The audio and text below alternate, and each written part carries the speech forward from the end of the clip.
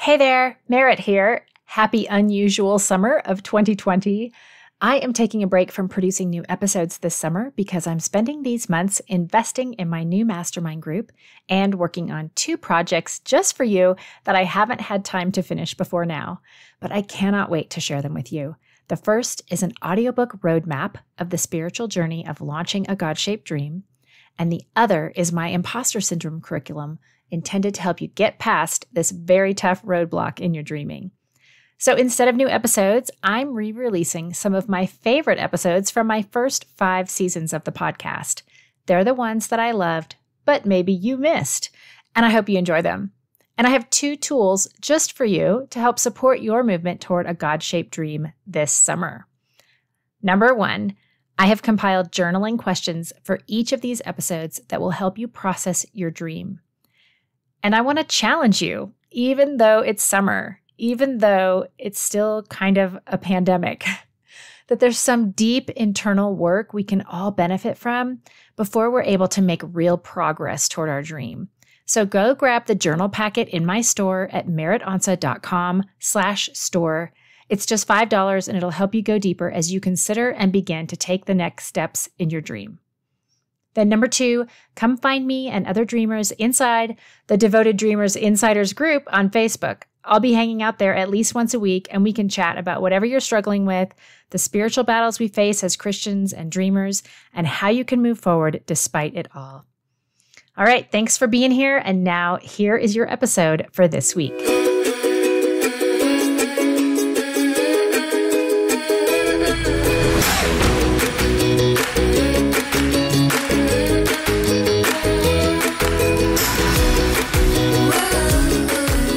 You're listening to Season 4 of the Devoted Dreamers podcast. Welcome, everyone. I'm your host, Merritt Onsa, and this show exists to help you step over whatever is holding you back from all that God created you for. You know, the more I talk to women about their dreams, the more I hear the echoes of fear, imposter syndrome, of who am I to do this, or somebody else is already doing it, or could do it better than me. I recognize those voices because I've wrestled with them too. But I'm here to tell you that you cannot let the voices win because you are a daughter of the King. God created you with a purpose, one that's unique to you, and He put those dreams in your heart for a reason. Sure, it's scary.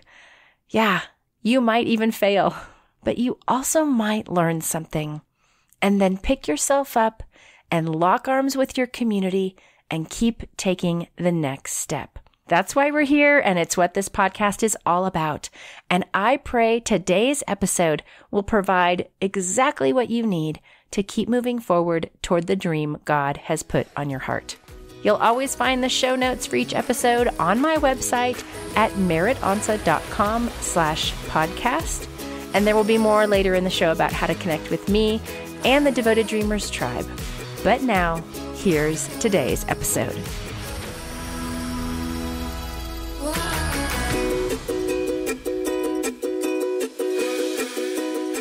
Hello, Devoted Dreamers, and happy Valentine's Day. I am so excited to introduce you to Tiffany Bluhm today. She is the author of Never Alone, a book and a Bible study that just launched last week, and I think you're really going to love hearing from her about this. It touched my heart as I was learning a little bit more about the work that she's been doing. But Tiffany's a speaker and a writer, and she's passionate about helping women come to know their value and purpose because of a loving and redeeming God. So I think that fits really well with the things that we talk about here on the podcast. She has spent her life chasing after Jesus while walking alongside women from suburbia to the inner city jails and brothels in the slums of Kolkata. I hope I said that right. Tiffany speaks regularly at conferences and events, writes for a number of websites. You've probably read some of her writing. She lives in Tacoma, Washington with her husband and 2 sons. And Tiffany, we are just thrilled to have you, and congratulations on your new book and Bible study. Thank you. Glad to be here. So, will you please just start us off talking about what your God-shaped dream is? My God-shaped dream is to serve women. I think to serve women, whether they're the up and out or the down and out, I think women more than any other people group in the world face oppression in ways that are unjust and unfair, but there truly is a God who meets us where we're at, and he meets us in our time of need, and he's the lifter of our heads. And so my heart and hope and dream is that women will find the God who is the healer of their tragedies and the giver of their victories. And so your bio talks about you've had conversations with women like all over. So can you share a little bit about maybe where this dream came from? I don't know if the dream came before or after some of these encounters. So will you walk us through a little bit of that? Oh, yeah. Great question. I would say I grew up, I had a really solid, healthy high school youth ministry experience, and it wasn't abusive or weird or awkward, and it's something that just really implanted the beauty of the gospel within me. And I think walking from that and the missions experience I've had and being able to travel overseas and even just serve in my own community, I found my heart bleeding for women. As a woman who's faced all kinds of things, and knowing that all of us we have different experiences, but it's our suffering that binds us together. So I think processing through my own issues and seeing other women go through these hard times, I found a deep love and a deep need all in the same place, and it was in the heart of women, both here and around the world. And so how does it feel having launched your first book? It's a pretty exciting thing. It's one of those things where I always knew I was going to do this. I always believed that this is what I was going to do, and very much as a man thinketh, and knowing that, I've got this in me, and if I don't do this, the world may keep on spinning, but I sure won't. I've got to do this in some way, shape, or form. And for anybody who's ever wanted to write and publish a book, you know how hard it is and how much work it takes. But just knowing it's worth it. Why? Because on the other end of that book is a reader who I pray will be so blessed just by my honest account and failures and victories. And so it's a really humbling thing to know my story's out there, but also I believe that God has a plan for it. And no matter whose hands it's in, I pray that they would find their comforter and redeemer of their broken and hard moments. Yeah, and it's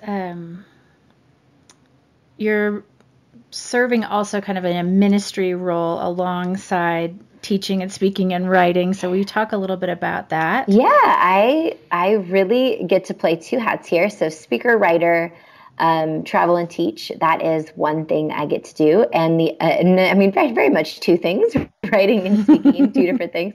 But the other hat I wear is I lead a women's ministry called Sip and Savor. And it started out with just 12 gals in my buddy's restaurant. It's a fine dining restaurant. It's really very hipster, swanky place to be. And it's closed on Sunday nights. And on a busy Friday night, I approached him as he's, doing his best to get all the food out on a hopping night. And I said, I want to host Bible study here, and I want to do it on Sunday nights. And he didn't even look at me, but he walked away and he said, I'll make you a key. And that was 2.5 years ago, and we served over 350 women last year who come to Bible study. And it's been a wild, beautiful ride to just really not only write words that I won't maybe necessarily get to meet the reader, but really eyeball to eyeball, face to face, love on women in my community, serve them, see their needs, pray over their needs, be available in their hard times, and celebrate their victories. It's really the icing on the cake, because so much of what I do is traveling and speaking, and you don't get to see those people again, or reading, and you don't always get to know, writing and don't get to know the reader. So SIP has been a beautiful opportunity to really roll up my sleeves and practice what I believe, servant leadership, right here in my own backyard. So it really is such a treat. So I always ask, what have been some of the challenges? And I'm sure as you've been walking through these last couple years, there have been some. So will you help us kind of get a feel for what that's looked like? What's stood in your way and that you've had to overcome? Yes. Two answers to that. One is an internal challenge, and one is a practical challenge. First, the internal, I would say that as a writer and as a Bible teacher, you just pray what you're saying is valuable, that it really adds value and it really brings people to a place of reflection and understanding. And I think, as a writer, you wonder, you're like, is this worthy of being said? You have to talk yourself. I mean, Anne Lamott in her book, Bird by Bird, it's a book on writing. She just talks about, you got to get over that self-talk. Sometimes half the day can be spent on just overcoming the negative self-talk of thinking, is this even good? Is anyone going to write this? Why does this matter? Why does the world spin? And I would say internally, knowing that because I share in the book specifically so many vulnerable things that have happened to me and things that I've gone through and choices I've made, I think I fear what those closest to me will think. Not the readers I've never met, not the nameless, faceless woman, but really the people who will think, well, I don't think you should have handled things that way, or I don't think, or really they don't validate your pain. I think that's the really gut punch, is when you feel like people don't validate your pain. And each of us, our stories are all so different. And our pain is real, whether it's capital T, traumatic event, or lowercase t, something small that really ate at us. Both of them disrupted a positive way of thinking and living and breathing. And so really being able to say, this is my pain and this is what God did. I think in all of us, there's a fear that others would think our pain doesn't matter, or think that we just need to get over it, or think that there isn't a story to tell. And so honestly, again, none of these things are true in reality. They were in my head. So really overcoming those internal battles. And as I teach and have the opportunity to preach, I think really truly believing that these things, this topic, subject matter that I'm covering, this affects people's lives. Nobody's perfect, because sometimes you can think, do these people struggle with insecurity or fear or whatever the topic may be that I'm speaking on? And because in your mind you can wonder, no, they probably got it all together. But I mean, I'm smarter than that. I know they don't. I'm no fool. But you kind of wonder, is this resonating? So I would say that's the internal struggle. The practical struggle and obstacle to overcome is, honestly, I'm in the season of little kids. I've got a 7 and 3. My 7-year-old, my little guy, is at school, but my 3-year-old's home. And so just finding the time to work the dream, honestly.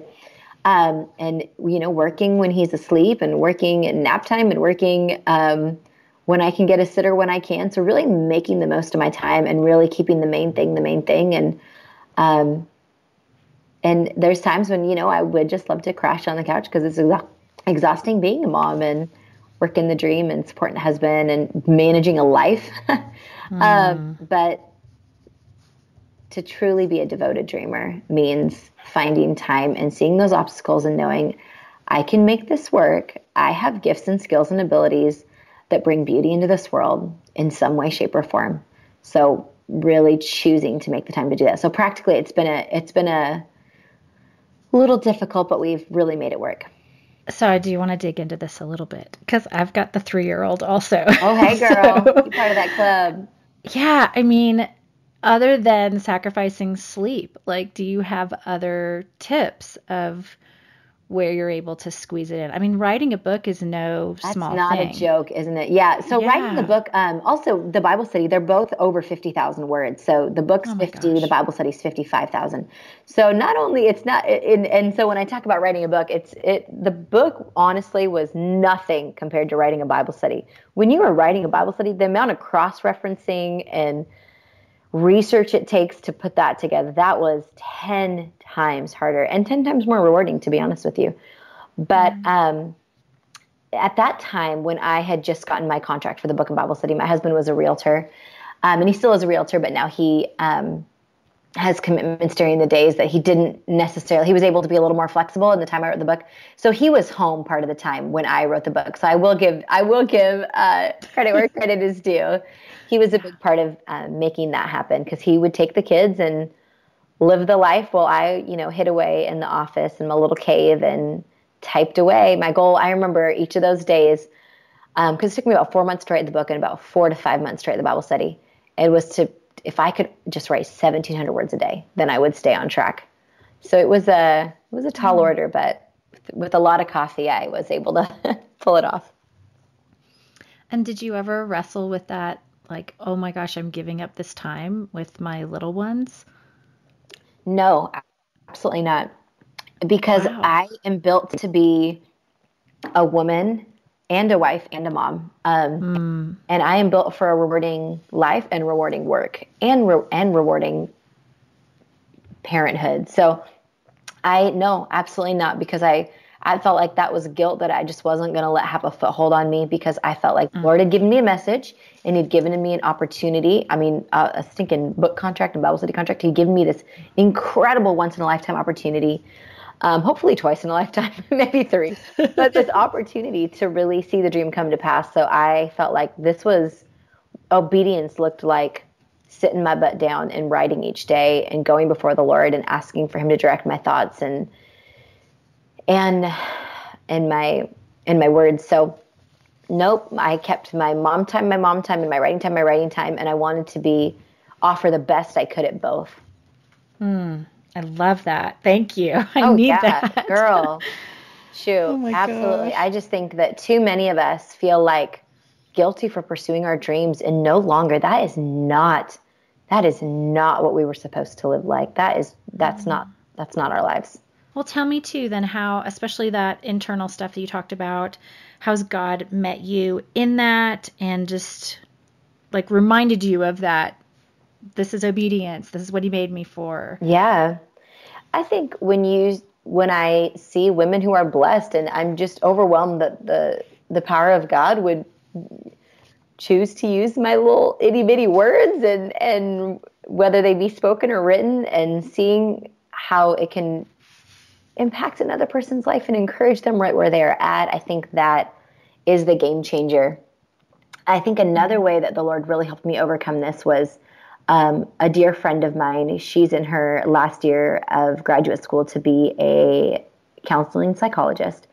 And anytime I was like, this is so much. And I just feel like when you tell a story, it's hard to not tell it with all the details, whether they put, you in a vulnerable position or other people in a vulnerable position. And she would just remind me, this is your story. You cannot apologize for telling your story, and your pain is real. And what God's done is a blessing not only to you, but to everyone else. So really saying that what God has done is not for meant, all that beauty and wholeness and health that he's brought to me, that's not meant to be hoarded up. That's meant to be given away. So really seeing this is not even about me. This is truly what I'm partnering with him to do for so many people, and getting to see the blessing. It's pretty beautiful. I'm hitting pause on the interview for just a second so I can tell you a little bit about Patreon. I've just launched my page, and this is a great way for you to get more involved with the Devoted Dreamers podcast and express your confidence and support for helping women find the strength, courage, and camaraderie we all need to pursue our God-shaped dreams. And no matter what you personally decide about giving to my Patreon campaign, I will continue to interview amazing women who will encourage us all, because this is my passion. I so love introducing you to women who are following their God-shaped dreams, mostly so that you might do the same. But if you've gotten incredible value from these interviews, I would love to invite you to consider becoming a patron of the Devoted Dreamers podcast. You can find my page at patreon.com/Devoted Dreamers podcast. There you can read and listen to a video about why I'm doing all of this and hear all the benefits of getting more involved in the show. One of those things is a patron feed on the site where you can access early release content and additional perks as a thank you for choosing to get more involved as a loyal friend and follower of the podcast. This is special content just for you if you choose to be a patron. My goal here is to really build a community because I needed encouragement to follow my dream, and I know that you do too. So I hope you'll consider getting involved. Check it out over at patreon.com/Devoted Dreamers podcast. So you bring up friends and the importance of having people in your life to kind of point you back to that truth. And I've got one of your friends right here on recording. Uh-oh. I wanted to play for you. So this is your friend Jody, and you can tell us more about her after we hear from her. Hold on.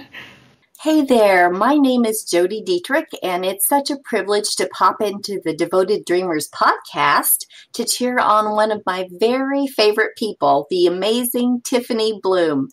You know, the word amazing is thrown around a lot these days and kind of overused. I could be guilty of that, but not when it comes to Tiffany. In fact, amazing might just be an understatement in describing this young woman because when you hear her powerful story, when you understand her background and the obstacles she's already overcome in her life, when you see the size of her heart and the depth of her courage on display by the way she radically loves and lives for Jesus and others, well, I'm pretty sure you'll agree with me. There is something very unique and compelling about Tiffany Bluhm. And here's where it gets even more exciting for me. Finally, the world will get to know the Tiffany I know and receive the benefits of what she's learned about God's redemptive love through the release of her brand new book, Never Alone. I'm so excited because so many lives are going to be transformed through this book and study. I just know it. And Tiffany, girl, I am so proud of you. Keep being your amazing self and know that I love you and I'm cheering you on always and always. Stop. Sweet You friend. do this all the time. This is wild. Who does that? That's Not all the crazy time. talk. Oh my goodness. Oh, Well, my I just think goodness. it's so important. Like, we've got to remind ourselves we cannot walk this road alone, and we need those cheerleaders. And I know you told me you have a team for your SIP ministry. Like, you did not, I didn't arrive here accomplish by myself. right. Yeah. Right. So, I do want to share a little more about Jody. She is Please. the author of The Jesus Hearted Woman, a beautiful book about just what it means to be a woman who leads just right where she's at. And in my early days, when I felt like I knew that God had called me to teach, and Jody, she was writing for she had a Seattle Times column at that time, which she had taken it over after Mark Driscoll had started to write for the Washington Post. And she said, Tiffany, you can blog, and that is incredible, and that is amazing, and it can sometimes be lost in the digital world. But when you write a book, she's like, it is in print. It's not going anywhere. It gives you such an authority, more than you could even imagine right now. And knowing that the Lord can just really increase your ministry tenfold through a book. And so she was the one. That was 10 years ago. She told me that. And to celebrate all that's happened in this last week, and to think of her encouragement along the way has been a really, really sweet thing. that's awesome. Well, I'm hoping to bring her on the podcast too. So You get will to hear be from her. so Maybe. blessed. So blessed. Thank you for connecting me to her. Yes. Well, can you tell us, is there a verse that you have been leaning on as you've kind of walked up to this day of completing the book and having it launch and all of that? Yeah, there is. I would say a verse that has really stuck out to me in this season and in this time is Psalm 16:11, and it's, "You will show me the way of life, granting me the joy of your presence and the pleasures of living with you forevermore." And I really have just found, no matter what happens in our lives, no matter what victories, no matter what tragedies, the joy is the companionship of Christ. We are not alone, not on this day, not on any day. He is near, he draws near, he's acquainted with our grief, and we never have to go through this life alone. So, advice. What would you say to the devoted dreamers out there who are struggling to pursue their dream, trying to find the time, trying to figure out what the dream is, wherever they're at? What's your advice to them? I would say two things. Where there's a will, there's a way. What is for you will not pass you. When you have this string beating in your heart, it's for a reason. The Lord isn't planting the same dream in all of us. Yours is unique, handcrafted, bespoke, just for you. And whatever it takes, if it means up in the wee hours, or if it means swapping childcare, if that's your season of life, or if it means investing some of your own money, whatever the case may be, missed opportunities are what eat at us the most. Those are our regrets, missed opportunities. Yeah, we can regret the things we've done, but by God's grace, hopefully we're learning from them. But I think that those moments when we feel like I can't go on unless I give this a good old-fashioned whack, because we get one life, so make it count. And then I think the other thing is be teachable. Be teachable. There are people out there doing maybe something similar to what you want to do, maybe right dead on what you want to do. Learn from them. Sit at their feet. There's so much to learn. I think about in the early days when I was actually on maternity leave when I started this current blog that I'm at now, TiffanyBluhm.com. Mm-hmm. I had blogged in, MySpace and various WordPress.com blogs, but nothing like what I'm committed to now. Anyway, I met with a blogger in town whose her full-time income is her blog, and that wasn't my goal. My goal was just exposure, and getting my my words in front of people, and wondering how on earth that happens. And she sat me down and she's like, here is what I wish somebody would have told me 3 years ago. And she just gave me all of her best practices, tips and tricks. And I was able to move faster and quicker and smarter because of her expertise and because of her advice. And I just wouldn't be able to trade that for the world. And I would just say, find somebody who's doing what you want to do or the kind of person you want to be, and sit at their feet, learn what they have to say, learn what they've done, what works, what doesn't work. There's probably a gift wrapped up for you in that. That's beautiful. Especially, like you said, to be able to move faster towards a goal when you got those little kids at home. You have to make the most of your time. So that's awesome. How about some books or podcasts or anything else that's been influential to you in this process? Oh, yeah. I would say one of the books that has just really been an encouragement to me is Notorious RBG, about the Supreme Court Justice Ruth Bader Ginsburg. And it's just her life story of how she got to where she is today, and her college experience, her early career, becoming a Supreme Court justice. It is the most encouraging read. It talks about her relationship with her husband and just the healthy marriage they had and the equality they had in their marriage and the way they cheered each other on. And he even says, his name was Marty before he passed, and he just passed a few years ago, but he said, I was attracted to her because of her intelligence. She was just so smart, and I loved that. I just stuck with it. In fact, I remember when I was reading it, I was sitting in the car crying because it was just so beautiful. So that's a book that's been really, really encouraging to me, that I really enjoyed.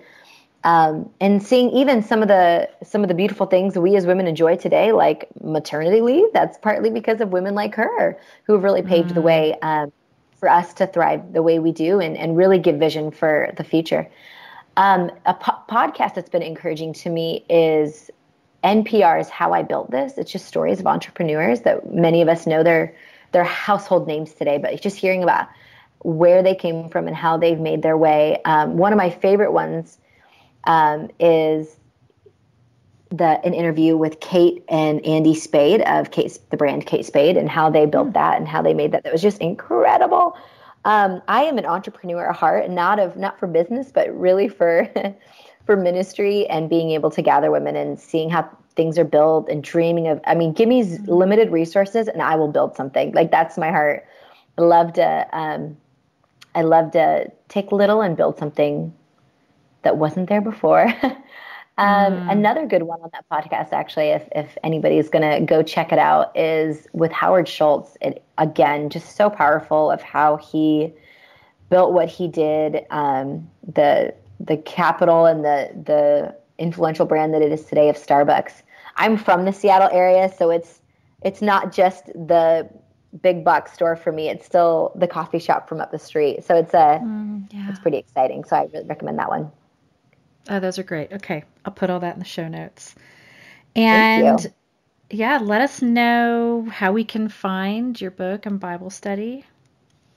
Yeah, the book and Bible study, Amazon, Barnes & Noble, Lifeway, Books A Million, Cokesbury, Christianbook.com. It's just about wherever online books are sold, and of course in store at those places like Barnes & Noble and Lifeway and different things like that. So yes, really excited. And my blog, TiffanyBluhm.com. I hang out on Instagram and Twitter at Tiffany Bluhm.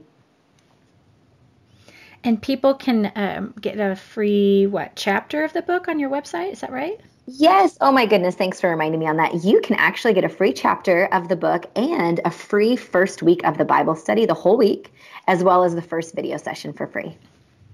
And is it ideal to have both of those together, the book and the Bible study? Is it something? They are, obviously. they are standalone. They're standalone items. You can do one without the other, absolutely. But obviously, it's a little sweeter when you can do it all. But one is dependent on the other.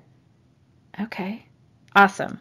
Well, it looks incredible, and we didn't have time to go deep into your story, so I guess we've got to go read your book, right? You got it. You got to go read my book. There's a love lost of getting dumped right before I married a man that was 3,000 miles away. I mean, adoption, abandonment, all kinds of goodies tucked in there. All right, that's awesome.